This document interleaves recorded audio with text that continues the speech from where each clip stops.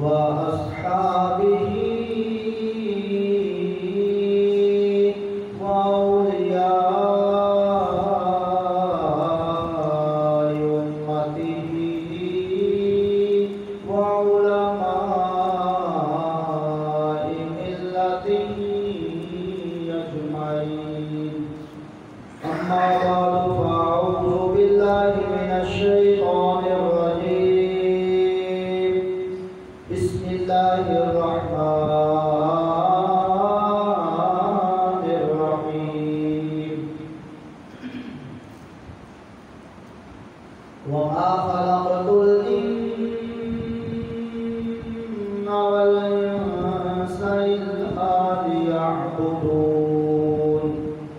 قال الله تبارك وتعالى في مقام آخر: وأقيموا الصلاة وآتوا الزكاة واركعوا مع الراكعين. قال الله تبارك وتعالى في شان حبيبه مخبرا وآمرا: إن الله وملائكته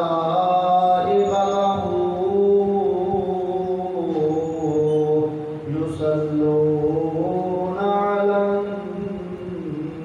النبي يا أيها الذين آمنوا صلوا عليه وسلموا تسليما.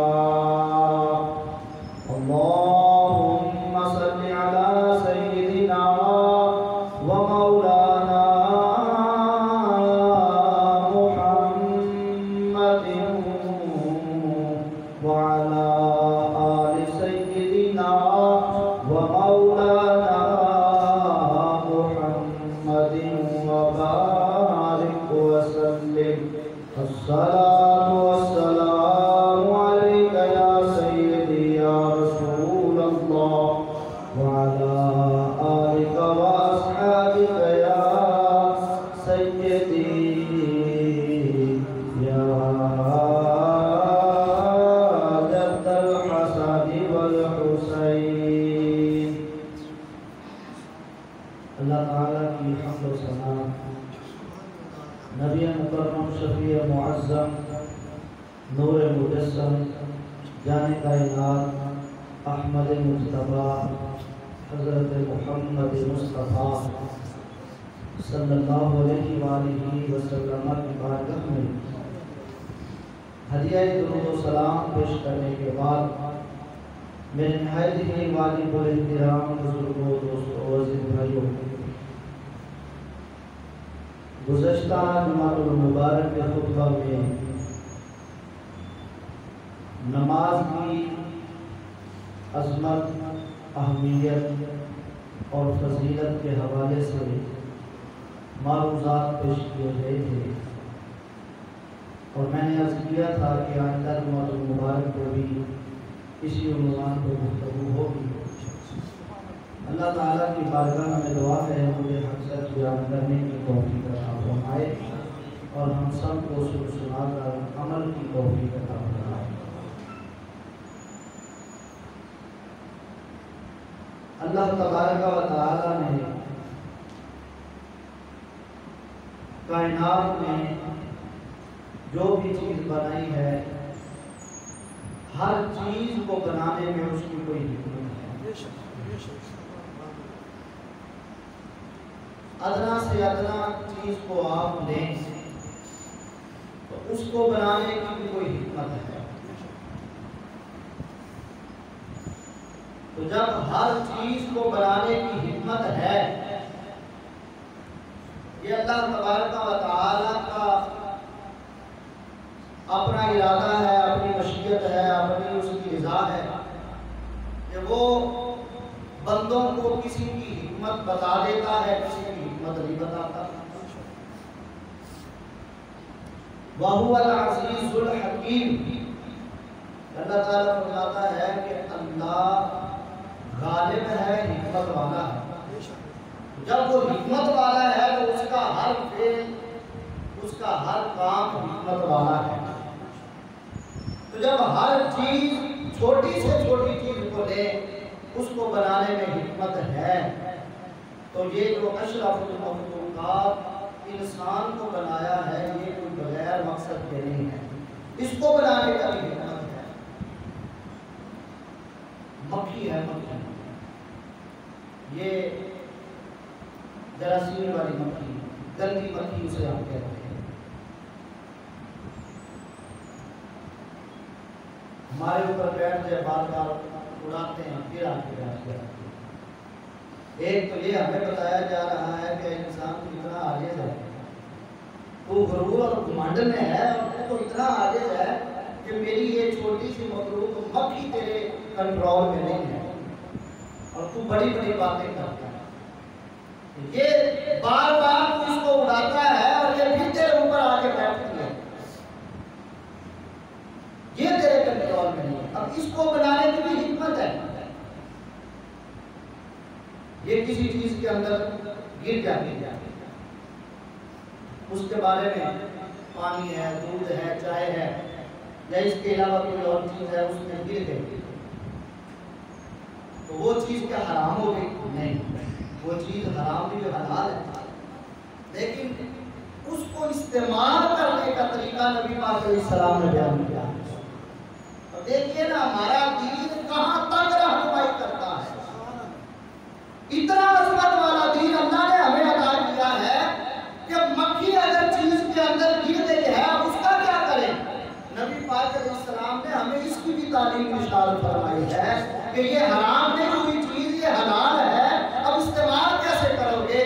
فرمایا اس کو وہ جب چیز کے اندر گرے تو پوری کو اس چیز کے اندر ہوتا دے گا، پھر نکال کے باہر پھینک دو، چیز استعمال کر لو۔ آتا کیوں؟ فرمایا اس کے ایک پر کے اندر بیماری ہے اور ایک پر میں اللہ نے شفا رکھی ہے۔ ہمارے نبی کا علم بھی دیکھیے نا کہاں تک ہے۔ مکھیوں کے پروں کے اندر شفا ہے یا بیماری ہے، یہ نبی پاک علیہ السلام کو اللہ نے علم عطا فرمایا۔ حضور علیہ السلام فرماتے ہیں ایک پر میں بیماری ہے، ایک میں شفا ہے۔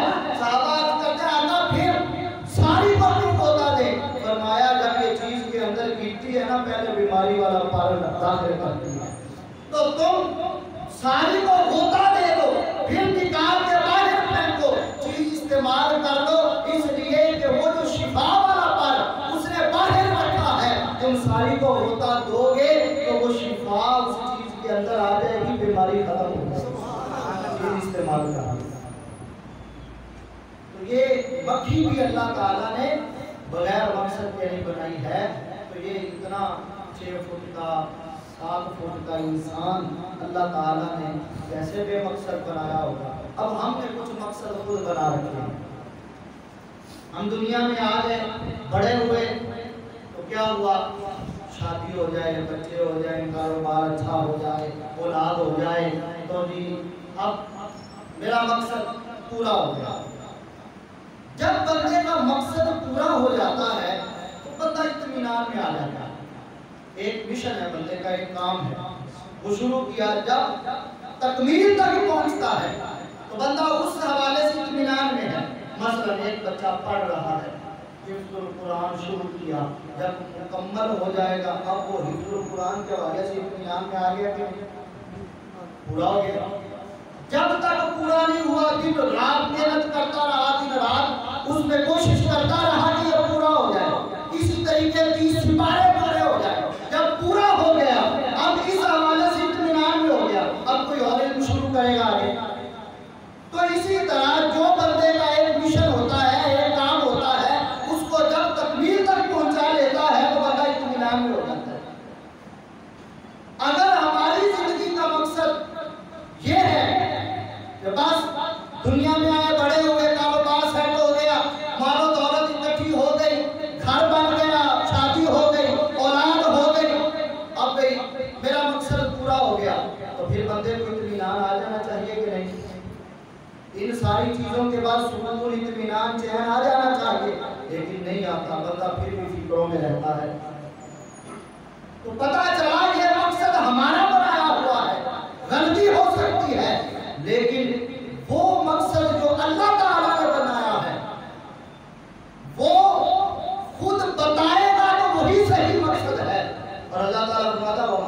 أصدق من الله حديثا.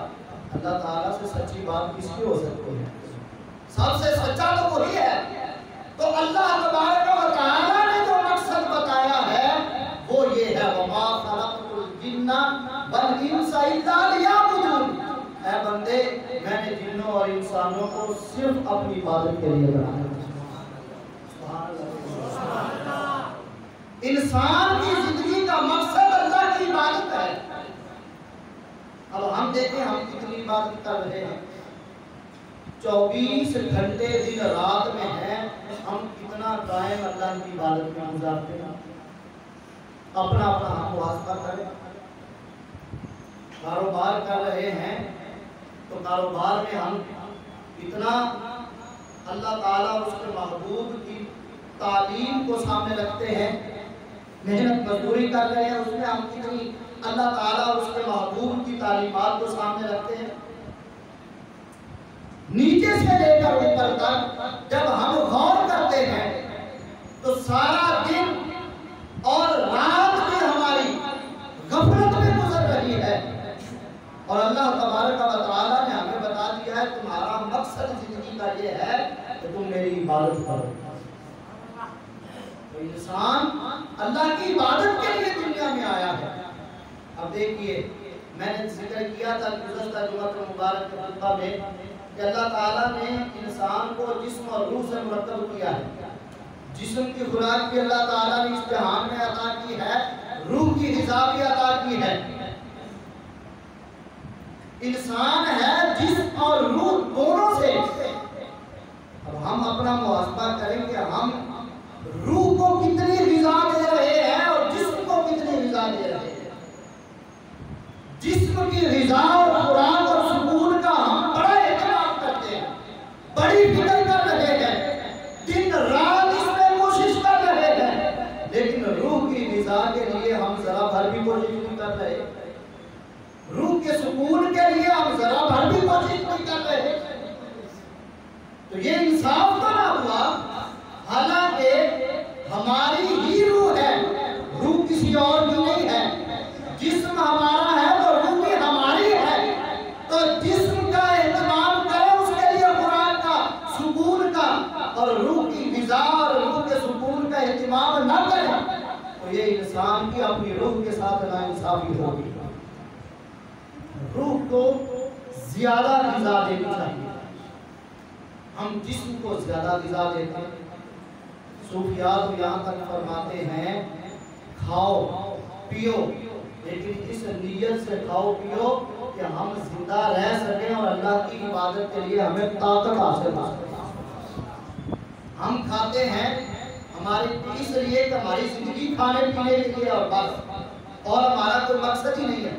لیکن جنہوں نے زندگی کا مقصد سمجھ لیا وہ یہ کہتے ہیں کہ کھاؤ پیو ضرور, لیکن اس نیت سے کھاؤ پیو کہ کھانے پینے سے ہمیں طاقت ملے اور ہم اللہ کی عبادت کر سکیں, ہم زندہ رہ سکیں.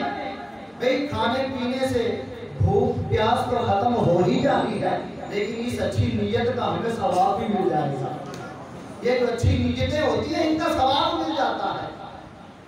اللہ تعالیٰ نے انسان کو اپنی عبادت کے لیے پیدا کیا ہے, اور عبادات میں سب سے اعلیٰ عبادت نماز ہے, اور جامع عبادت ہے جس میں تمام عبادتیں جمع ہو جاتی ہیں.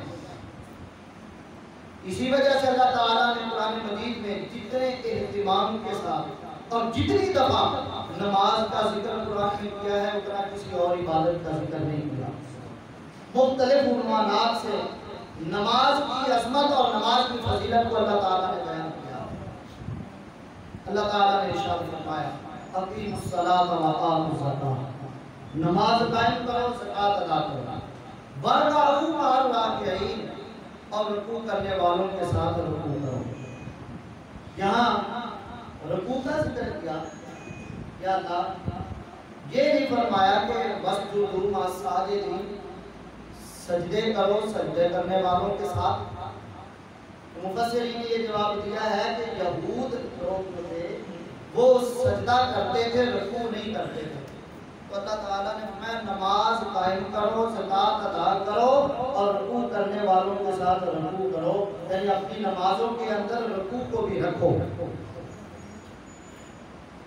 تو اللہ تبارک و تعالی نے یہاں نماز کا ہمیں حکم دے دیا، اور ایک اور جگہ پہ ارشاد فرمایا وَاسْتَعِینُوا بِالصَّبْرِ وَالصَّلَاةِ، نماز اور صبر سے مدد حاصل کرو۔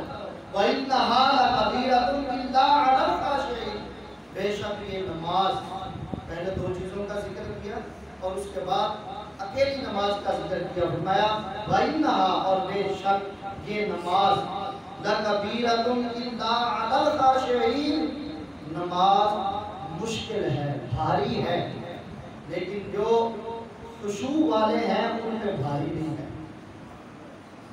نماز بھاری ہے، کیسے؟ مشکل ہے، کیسے؟ شیطان رستے میں کھڑا ہے، شیطان ہمیں نماز کی طرف آنے نہیں دیتا، تو پھر مشکل تو ہو گئی، لیکن اللہ تعالیٰ فرماتا ہے جو خشوع والے ہیں ان پر بھاری نہیں ہے، ان کے لیے کوئی مشکل نہیں ہے۔ خشوع والے کون ہیں؟ سادہ سا بتاتا ہوں، خشوع والے وہ ہیں جن کے جسم کے ساتھ ساتھ دل بھی رب کی بارگاہ میں جھک جاتے ہیں، وہ خشوع والے ہیں۔ انہوں نے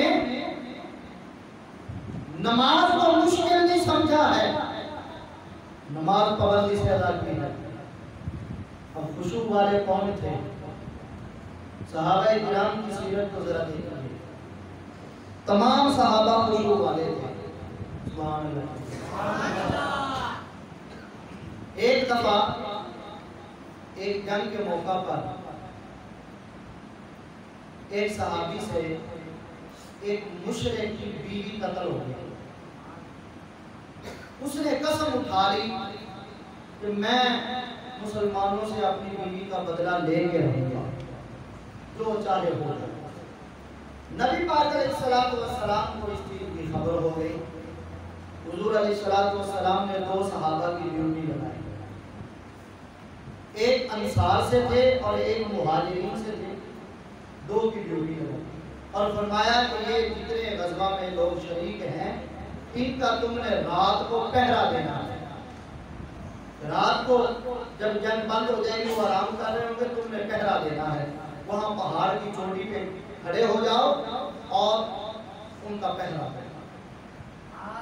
وہ دونوں وہاں پہنچے، آپس میں انہوں نے گفتگو کی کہ بھائی ایک بندہ بھی پہرے کے لیے کافی ہے، تو اس طرح کرتے ہیں کہ آج رات تو سو جا، میں پہرا دیتا ہوں، کل رات تو پہرا دینا، میں سو جاؤں گا۔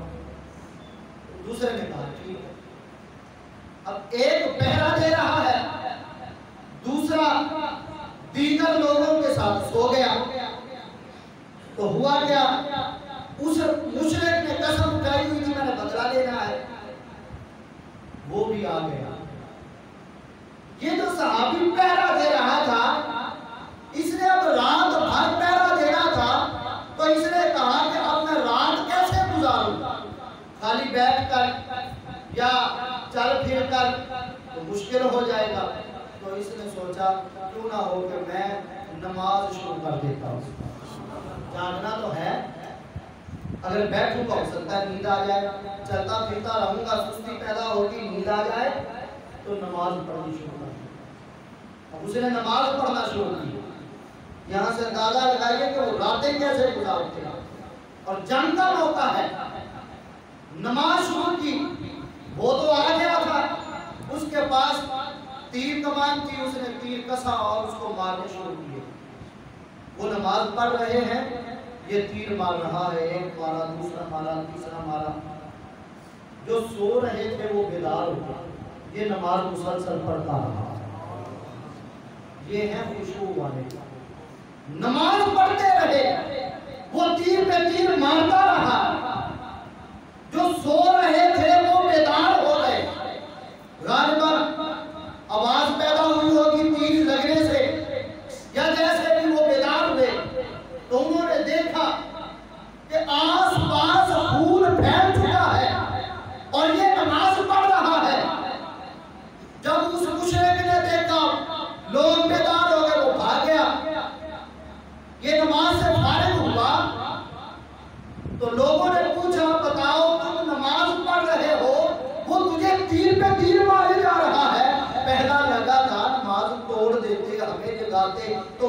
بھگا دیتے. پہلے پہ نہیں جاتا, پہلے پہ نہیں نماز توڑی, دوسرے پہ توڑ دیتے, تیسرے پہ توڑ دیتے, نماز ہی پڑھتے رہے ہو, تیر پہ تیر کھاتے رہے اور زخمی ہو گئے, خون دیکھو کیسے پھیل چکا ہے. وہ کہنے لگا بھائیو کیا بتاؤں, میں نماز پڑھ رہا تھا اور نماز میں میں نے سورت ایسی شروع کر رکھی تھی کہ اس سورت کے اندر مجھے لذت اتنی زیادہ آ رہی تھی, مجھے تو تیر لگنے کی خبر ہی نہیں ہوئی ہے. اس طرح وہ نماز پڑھا کرتے تھے. راتیں اللہ کی عبادت میں گزارتے ہیں جنگوں میں بھی, اور نماز اس طرح پڑھتے ہیں. ہم تو پڑھتے بھی نہیں, اور جو ایک دو پڑھ دیتے ہیں وہ بھی ہم حساب کتاب بھی گزار دیتے ہیں. امام اعظم ابو حنیفہ رحمۃ اللہ تعالی علیہ کے پاس ایک بندہ آیا. وہ کہنے لگا جناب میری نا ایک چیز گم ہو گئی, اب مجھے اس کی بڑی ضرورت ہے, مل نہیں رہی, آپ کی وظیفہ بتا دیں. تو آپ نے فرمایا جا 1000 رکعت نفل پڑھ, تیری چیز تجھے یاد آ جائے. ان کے وظیفے بھی دیکھ کے وہ کیسا وظیفہ بتاتے تھے, نماز پڑھ. ان کا یقین تھا کہ نماز کی برکت سے اللہ مشکلات آسان کرتا ہے. نبی پاک علیہ الصلوۃ والسلام بلکہ تمام انبیاء علیہ السلام کا احادیث میں یہی معمول ذکر کیا گیا ہے کہ جب بھی انہیں کوئی مشکل معاملہ درپیش ہوتا وہ نماز پڑھتے تھے. امام اعظم ابو حنیفہ نے فرمایا 1000 رکعت نفل پڑھ, چیز مل جائے گی. وہ بندہ گیا, اس نے وضو کیا, نماز شروع کی, 2 رکعتیں ابھی پڑھی تھی, چیز یاد آ گئی. سبحان اللہ. واپس آپ کے پاس, حضرت کمال ہو گیا, آپ نے وظیفہ بتایا, تو میں نے شروع کیا, کتنی رکعتیں پڑھی ہیں, 2 پڑھی ہیں, چیز یاد آ گئی ہے. آپ نے فرمایا مجھے پتا تھا تجھے شیطان نے 1000 تک جانے نہیں دینا ہے. شیطان تو چاہتا ہی نہیں ہے کہ ان کے بندے نماز کی طرف آئے, تو شیطان رستے میں کھڑا ہے. آپ فرماتے مجھے پتا تھا شیطان نے نہیں تجھے وہاں تک جانے دینا, 2 ہی پڑھی ہے, تجھے یاد آ گئی ہے, شیطان نے تجھے آگے جانے نہیں دیا ہے, زیادہ پڑھ دیتا تو زیادہ ہی فائدہ ہو جانا تھا نا. تو شیطان رستے میں کھڑا ہے, یہ مشکل ہے نماز, لیکن جو خشوع والے ہیں جنہوں نے دل بھی رب کی بارگاہ میں جھکا لیے ہیں اور انہوں نے یہ وعدہ کر رکھا ہے مولا جو مرضی ہو جائے ہم تجھ سے توفیق مانگتے ہیں نماز کی, تیرے در میں جھکنے کی, اور ہم جھکتے رہیں گے. اب سنیے, جو جھکنے کے لیے آتے ہیں انہیں قیامت کے دن انعام کیا ملے گا. حضور علیہ الصلوۃ والسلام ارشاد فرماتے ہیں قیامت والے دن کچھ لوگ ایسے ہوں گے ان کے چہرے ستاروں کی طرح چمک رہے ہیں. سبحان اللہ. بڑی اللہ تعالیٰ فضل کرے اور ہم انہی میں سے ہو جائیں. ستاروں کی طرح چہرے چمک رہے ہوں گے. فرشتے پوچھیں گے یہ نورانیت تمہیں کس عمل کی وجہ سے مل گئی. تو وہ کہتے ہیں جب اذان ہو جاتی تھی تو ہم وضو کر کے مسجد کی طرف چل پڑتے تھے. کچھ لوگ ہوں گے ان کے چہرے چاند کی طرح چمک رہے ہوں گے. فرشتے پوچھیں گے تمہیں یہ نورانیت کس عمل کی وجہ سے مل گئی ہے. وہ کہیں گے کہ ہم دنیا کے اندر اذان جب ہو جاتی تھی تو ہم مسجد میں وضو کر کے چل پڑتے تھے. اذان ابھی ہوتی نہیں تھی, پہلے سے ہم وضو کر کے بیٹھے ہوتے تھے, اور جب اذان ہو جاتی تھی تو پھر ہم مسجد کی طرف چل پڑتے تھے. پہلے میں یہ تھا اذان کے بعد وضو کر کے چلتے ہیں. چاند کی طرح جن کے چہرے چمک رہے ہوں گے وہ کہیں گے کہ ہم پہلے سے وضو کر کے انتظار میں ہوتے تھے کہ مؤذن اذان کہے تو ہم مسجد کی طرف چل پڑیں. تو ہم وضو کر کے بیٹھے ہوتے, اذان ہوتی ہے, ہم مسجد کی طرف چل پڑتے تھے.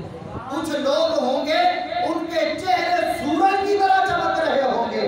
فرشتے پوچھیں گے تمہیں یہ نورانیت کس عمل کی وجہ سے مل گئی ہے.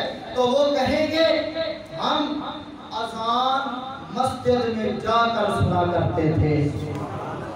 ہم پہلے سے وضو کر کے مسجد میں پہنچے ہوتے تھے اور وہاں جب پہنچ چکے ہوتے تھے پھر مؤذن اذان کہا کرتا تھا۔ اتنی محبت جن لوگوں کو ہوگی تو پھر اسی طرح انہیں قیامت کے دن اللہ تعالیٰ کی بارگاہ سے انعام بھی حاصل ہوگا۔ اور اب سنیے کہ اللہ تبارک و تعالیٰ اپنی عبادت کرنے والوں کو، اپنی بارگاہ میں جھکنے والوں کو جنت میں کیسے داخل فرمائے گا۔ حضور نبی کریم صلی اللہ علیہ وآلہ وسلم نے ارشاد فرمایا قیامت والے دن جب اللہ تعالیٰ جہنمیوں کو اور جہنمیوں میں وہ جو مشرک اور کافر ہوں گے ان کو جہنم میں داخل فرمائے گا نا، تو اللہ تعالیٰ حکم دے گا اپنے معبودوں کے ساتھ جہنم میں جاؤ۔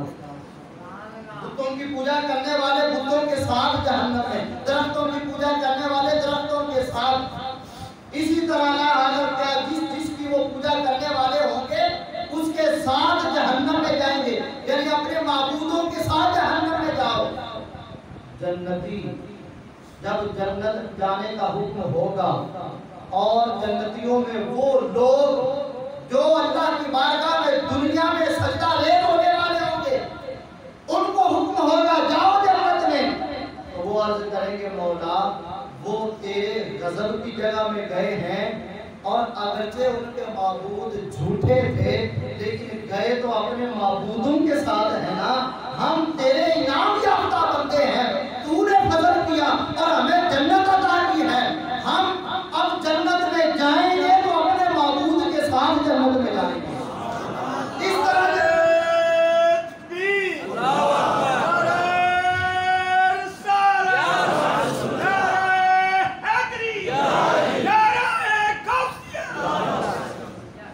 ہم اپنے معبود کے ساتھ جنت میں جانا چاہتے ہیں۔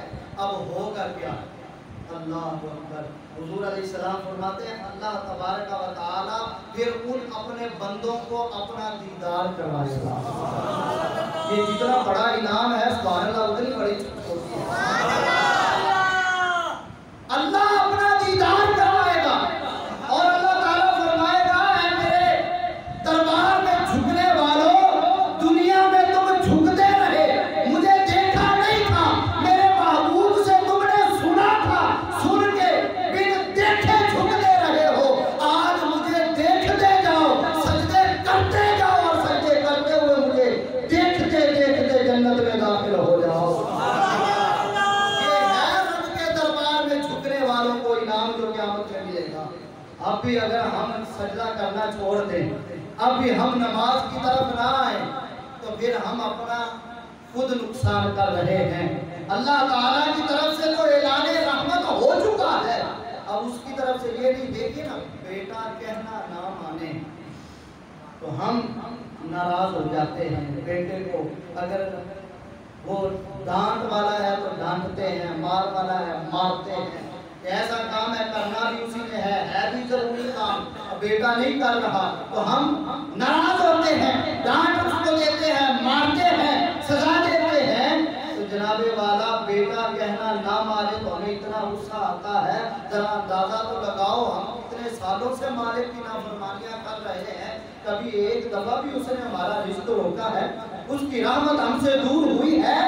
نہیں، اس کا اعلان پہلے سے ہے اور آج بھی ہے، قیامت تک کے لیے ہے۔ بندے 30 سال 40 سال 50 سال تیری غیر حاضریاں ہو گئی ہیں، شرمندہ ہو کے میرے دربار میں آ جا، دور نہ جا، یہ نہ سوچ کہ اب میں کس منہ سے جاؤں، لا تقنطوا من رحمت اللہ، میری رحمت سے بے امید نہ ہو، بس جتنی غیر حاضریاں ہو گئی، لیکن اب شرمندہ ہو کر آ تو جا میرے دربار میں، تیری ساری وہ جو غیر حاضریاں ہیں پانی پھیر دوں گا اور آئندہ پھر تجھے اپنی رحمت کے حساب میں لوں گا۔ سبحان اللہ۔ اس کی رحمت آج بھی آوازیں دے رہی ہے۔ اس لیے نماز کی طرف آئیے، نماز کو نہ چھوڑیں۔ یہ اللہ تعالیٰ کا بہت عظیم ہمارے اوپر فضل ہے کہ اس نے ہمیں دن رات میں 5 مرتبہ اپنے دربار میں جھکنے کا موقع عطا کیا ہے، اور جتنا بندہ سجدہ زیادہ کرتا ہے اتنا ہی اللہ تعالیٰ کا قرب زیادہ نصیب ہوتا ہے، اور جتنا بندہ اللہ تعالیٰ کے دربار میں زیادہ جھکتا ہے اتنا ہی اللہ تعالیٰ اس بندے کو زیادہ عزتیں عطا فرماتا ہے۔ شیطان نے ایک سجدہ نہیں کیا تھا، لعنت کا طوق ڈال دیا گیا۔ ذرا بندے سوچ، ہم دن رات میں اگر 5 نمازیں چھوڑتے ہیں 96 سجدے ہم چھوڑ رہے ہیں۔ اتنا بڑا نقصان ہم اپنا کر رہے ہیں۔ یہ صرف وجہ ہے کہ نبی پاک علیہ السلام درمیان میں ہیں۔ اگر حضور ایک لمحے کے لیے ہٹ جائیں تو ہم تو اس قابل ہیں کہ ہمیں تباہ و برباد کر دیا جائے، ہمیں صفحہ ہستی سے مٹا دیا جائے، لیکن حضور درمیان میں ہیں، اور حضور کی ذات کا حیا کرتے ہوئے اور اپنے پیاروں کا حیا کرتے ہوئے اللہ تبارک و تعالی ہمیں آج بھی سلامت رکھے ہوئے ہے، آج بھی ہمارے لیے رحمت کے اعلانات کر رہا ہے۔ اس لیے نماز کو پابندی سے ادا کریں، گھر میں بھی نافذ کریں، اپنی خواتین کو نمازوں کا حکم دیں، اپنے بچوں کو نمازوں کا حکم دیں۔ بس آخر میں اپنے ایک دوست کا واقعہ آپ کو سناتا ہوں کہ وہ کتنی نماز سے محبت کرتے تھے اور ان کے والد نماز کی کتنی پابندی کرنے والے تھے۔